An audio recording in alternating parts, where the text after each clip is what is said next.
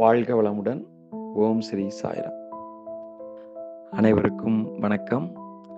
நீங்கள் எல்லோரும் ரொம்ப ரொம்ப நல்லா இருப்பீங்க அப்படின்னு நம்புகிறேன். ஏன்னா இந்த நம்பிக்கை தான் வாழ்க்கையில் ஒவ்வொரு அடியவும் வெற்றிகரமாக மகிழ்ச்சிகரமாக முன்னெடுத்து செல்வதற்குண்டான ஒரு அற்புதமான திறவுகோல்னு சொல்லலாம்.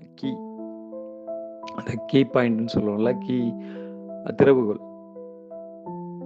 அதே போல் அந்த நம்பிக்கை நம்ம மேலே வைக்கிறோமோ இல்லையோ, நம்மளுடைய வெல்விசர்ஸ்ன்னு சொல்லுவோம் இல்லைங்களா, அவங்க மேலே வைக்கிறோமோ இல்லையோ. வெல்விசர்ஸ் ஃப்ரெண்ட்ஸாக இருக்கலாம், பேரண்ட்ஸாக இருக்கலாம், டீச்சர்ஸாக இருக்கலாம், இல்லை வேற நிறைய பேர் இருக்காங்க.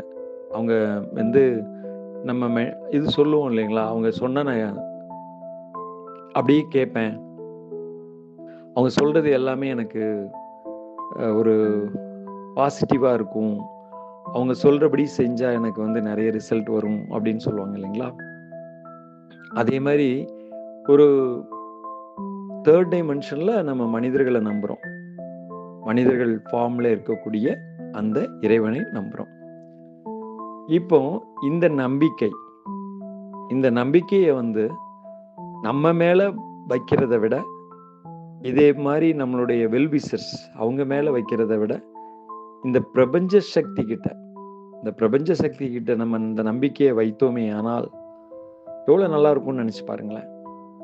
ஏன்னா நண்பர்கள் கூட, அந்த வெல்விசர்ஸ் கூட சில சமயம் பிஸியாக இருப்பாங்க அப்படின்னு சொல்லிட்டு நம்ம ஃபோன் பண்ண தயங்குவோம்.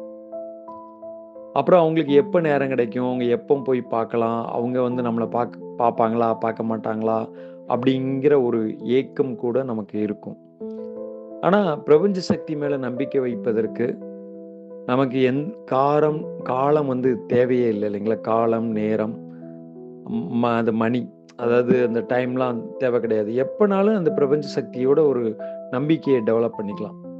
பிரபஞ்ச சக்தி இருக்கு, நம்மை பாதுகாத்து கொள்கிறது, நம்மை வழி நடத்துகிறது அப்படின்னு நம்ம நினைக்க முடியுமா, முடியாதா? கண்டிப்பாக முடியும் இல்லைங்களா.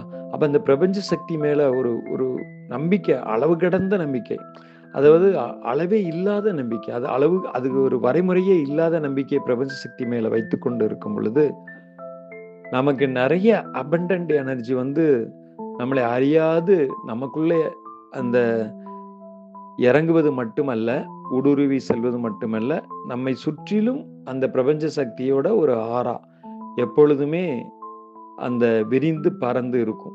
அப்ப அந்த விரிந்து பறந்து இருக்கக்கூடிய அந்த ஆறாக்குள்ள யார் ஒரு நபர் வாராங்களோ அவர்களும் ஒரு நிலைக்கு தள்ளப்பட்டு, அவர்களும் ஒரு பிரபஞ்ச சக்தியை உணரக்கூடிய ஒரு உன்னதமான நிலைக்கு எடுத்து செல்லப்படுவாங்க. அப்படி நிறைய நம்ம அனுபவப்பட்டிருக்கிறோம். அந்த அனுபவத்தை தான் இங்க பகிர்ந்துகிட்டு இருக்கிறோம். அதனால இந்த நம்பிக்கை பிரபஞ்ச சக்தி மேல அதாவது அளவு இல்லாது, அதாவது எல்லை இல்லாது, அதுக்கு எல்லையே கிடையாது. இவ்வளவுதான் வைக்கணும், அவ்வளவுதான் வைக்கணும். 1 மணி நேரம் பிரபஞ்ச சக்தியோட நம்பிக்கை வைக்கிறேன், ஆனா ஒரு நாளைக்கு 1 மணி நேரம்லாம் வைக்க முடியாது. எப்ப நினைக்கிறீங்களோ, அந்த கொஞ்சம் டைம் கிடைக்குதோ அப்போ டக்குன்னு அந்த கனெக்ஷன், அந்த பிரபஞ்ச சக்தியோட ஒரு கனெக்டிவிட்டி. பிரபஞ்ச சக்தினா என்ன? அது எப்படி அந்த கனெக்ஷன்ல போறது? எல்லையில்லா பரம்பொருள், அதை எப்படியா எல்லைக்குள்ள கொண்டாட முடியுமா?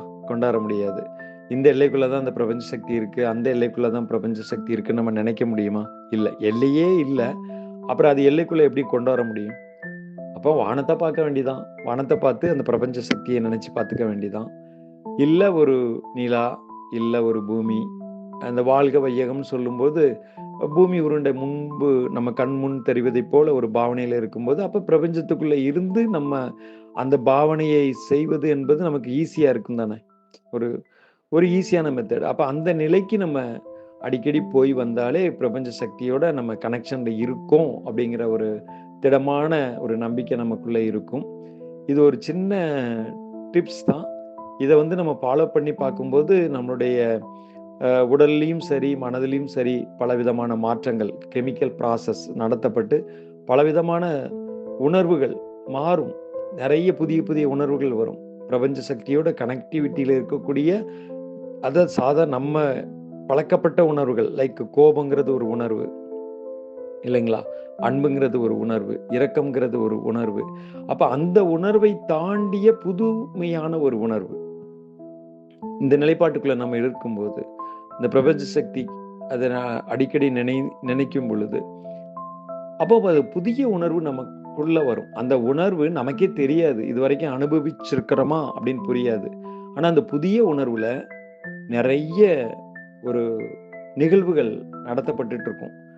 அந்த நிகழ்வுகள் வந்து பிறர் பார்க்கும்போது, 3 டைமென்ஷன்ல உள்ள மனிதர்கள் பார்க்கும்போது, அத மிராக்கிள் அப்படின்னு கூட சொல்லுவாங்க. இது நடத்தப்பட முடியாத விஷயம். இது நடக்கப்பட்டுட்டு இருக்கு அப்படிங்கும்போது, அவங்களுக்கு வந்து அது புதுமையானதாக தானே தெரியும். அது வித்தியாசமா தெரியும்.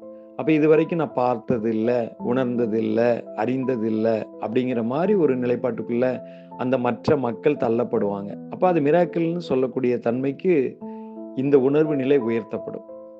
அதனால நம்ம இத ரொம்ப ஆழ்ந்து சிந்திச்சு, இந்த பிரபஞ்ச சக்தியோட அந்த நம்பிக்கையை அ நம்ம ஏற்படுத்திக்கிட்டோம்னு வச்சுக்கோங்களேன், டே டு டே லைஃப்ல. ரொம்ப நெருக்கமா அந்த பிரபஞ்ச சக்தியோட இருக்க பழகி கொண்டோமேயானால், அந்த நம்பிக்கையை வளர்த்துக் கொண்டோமேயானால், நம்மளுடைய வாழ்க்கை வந்து மிக பிரகாசமாக மிளிரும், பிரகாசிக்கும் அப்படின்னு சொல்லி இந்த பதிவ நான் நிறைவு செய்கிறேன். வாழ்க வளமுடன். ஓம் ஸ்ரீ சாய்ராம்.